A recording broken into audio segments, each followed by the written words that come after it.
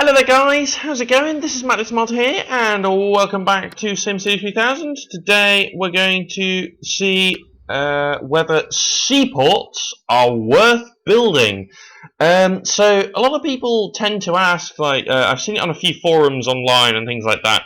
I've sort of seen are seaports worth building?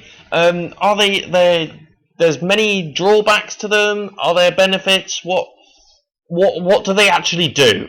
So in this video, we're going to do a brief tutorial about seaports. So there's plenty. I would say that there are more benefits than there are drawbacks, but we'll go through them all and things like that. But we'll actually use this Worth It little city that I've just created here as a bit of an example as to a good benefit of a seaport. So your industries are down here on the bottom corner, let's say that.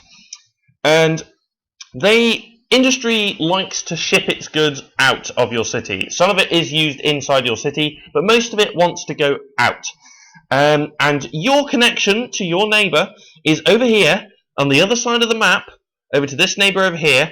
And in order to get there, your industrial trucks have to drive all the way through this pesky neighbourhood, causing loads of traffic and things like that, block-ups and pollution and all that stuff, just to get out there and send its resources out there. Now, eventually, you could say, okay, I can just build off a road over this way, for instance. But then eventually that's going to get built up, and there's going to be horrendous traffic everywhere. Well, a seaport can come to your rescue, because a seaport allows your industries to ship things off by sea, and thus keeping traffic off your roads. Now, this will only work if your seaport is placed strategically. Ideally, it's potentially a better idea to build them next to industry as opposed to your residential area. Because otherwise, if you just build your seaport, if I was to say just build it over here, then it still has to make that truck journey. And that's awful. We don't want that. That's what we're trying to avoid and what we're trying to cut out. So you want to build your seaports down over by your industries. So let's just quickly get up our seaport over here. Now, one thing that somebody asked was, does size matter? In a way, it does, because if you have a bigger seaport, then more goods can be shipped out. So it keeps the trucks off your roads and things like that. It's a really good benefit to building a seaport. It can solve some of your traffic problems in your industry areas and things like that. So that is one potential. So let me just go ahead and zone a little bit more industry up here. And then we'll go ahead and build our seaports.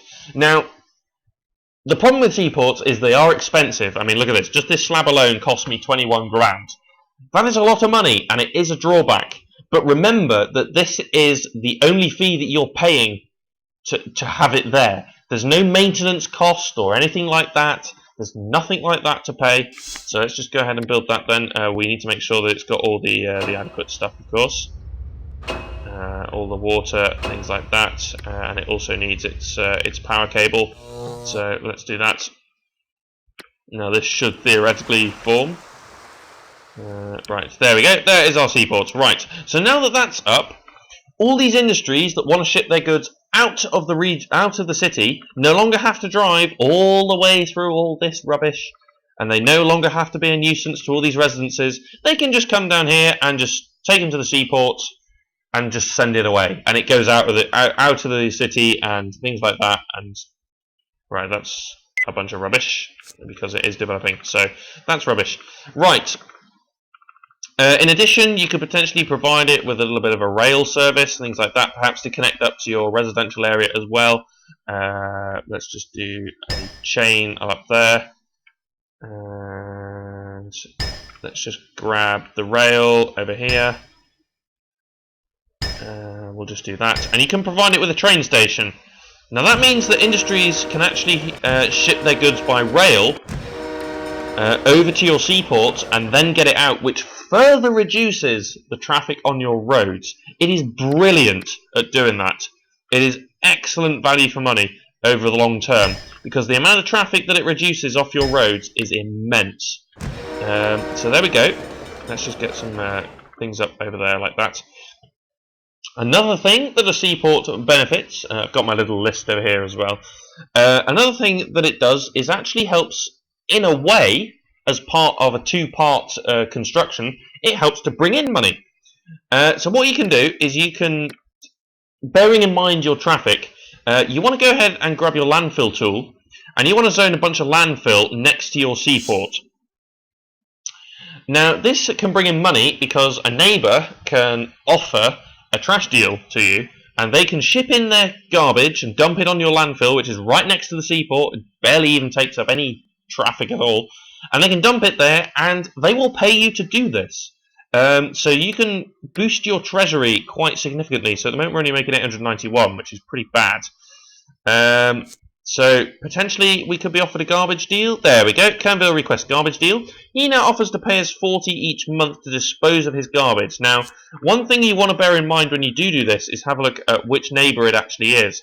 Kernville is over here, and the neighbour connection is over there. So that will tell us that he will actually ship in his garbage by road. We don't want to do that. We want Stratsville to send in his garbage.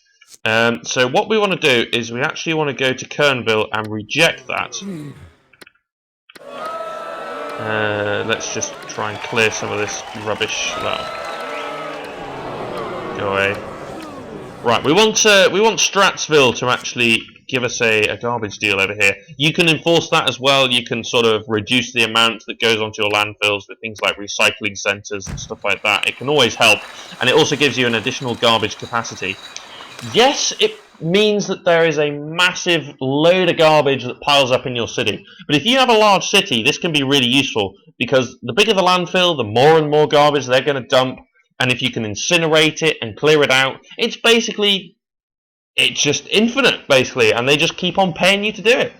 So it's excellent. There we go. Stratsville requests garbage deal, pays us 49 each month to dispose of a bunch of garbage. Done. So they're going to pay us now. So let's just reject all this rubbish. And they're going to send in their garbage via water. They're going to be boats of garbage are just going to shuttle up over here, and it's just going to ship out like that.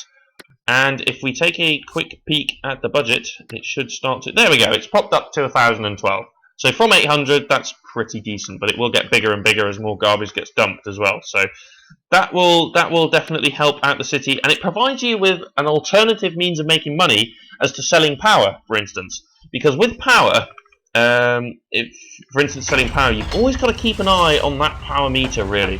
But literally, all you have to do with your landfills is just to make sure that the capacity is okay.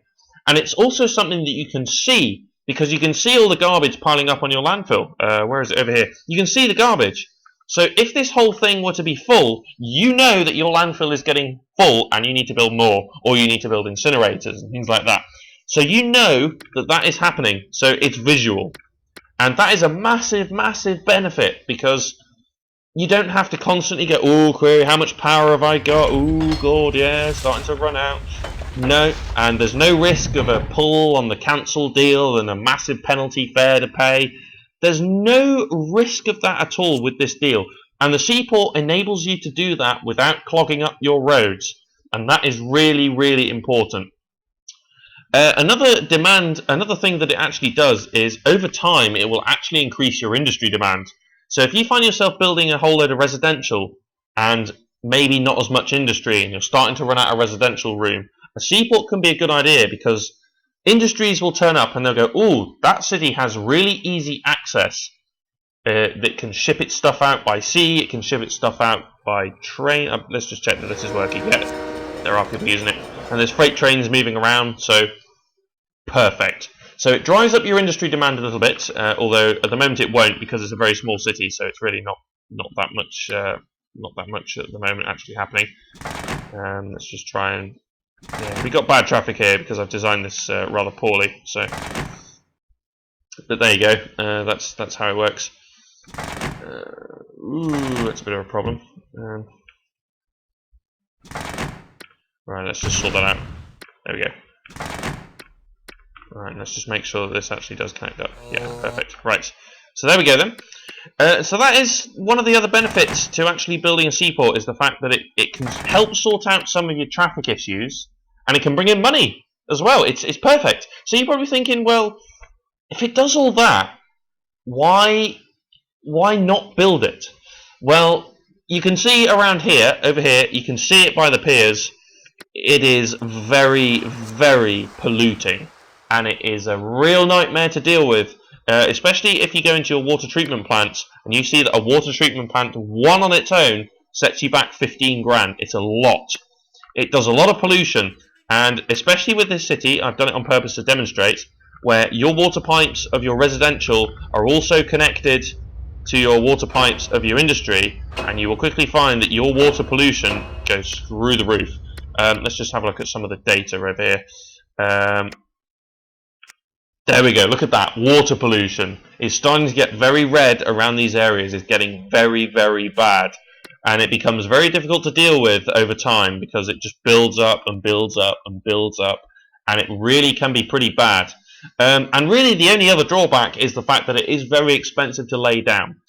But really and truthfully, the payoff is amazing because eventually you make all that money through bringing in the garbage, and eventually it turns into a profit. It's brilliant. So seaports overall, in my view, are an excellent thing to have in your city. A lot of people question whether they have to be built on salt water. They don't necessarily. They can be built on a freshwater river as long as that river is connected to the sea. If it's just one simple freshwater river that runs through the map, it will never form. It has to be built on a piece of water that is connected to the sea. But really and truthfully, it's just so much easier just to build them on the sea, because in that way they just ship out straight away, and it's no problem at all, to be honest. So let's just have a look here. Yeah, the budget's starting to go up a little bit now as a bit of garbage is coming in. Let's just look at the capacity. Yeah, 5% full. It's starting to mount up a little bit, so that's fine. But there you go then. So just as a quick summary, seaports have the drawbacks that they do pollute. They are very expensive to lay down. But in terms of the benefits, there are so many. I mean, it doesn't even take up that much room because it's right on the waterfront there. Sure, you can potentially use it for high land value, but I can just do that over here. I can just like zone a bunch of residential over this way, and I can just use this as high land value because the sea is a really good land value thing. You can build some dense towers there. You can probably chuck in like 3 or 4 marinas like that. Bit of water that comes across, and hey presto, you've got a really high land value area. So no problems there at all. But really and truthfully, so as I've mentioned, the drawbacks, but the benefits include driving up your industry demand. If positioned right, can help to sort out your traffic issues with your freight and your movement of freight around your city. And it can bring in money with the garbage deals and things like that. So there you go. If you guys have any questions relating to seaports, then please feel free to drop them in the comments below. Or if you have any other issues with SimCity 3000 or any tutorials you would like me to bring to you, just drop them in the comments below. And if you like SimCity 3000, feel free to subscribe. So that's it for now then. Thank you ever so much for watching, and I'll see you next time for more SimCity 3000 with myself, Matt the Tomato. Thanks for watching, guys.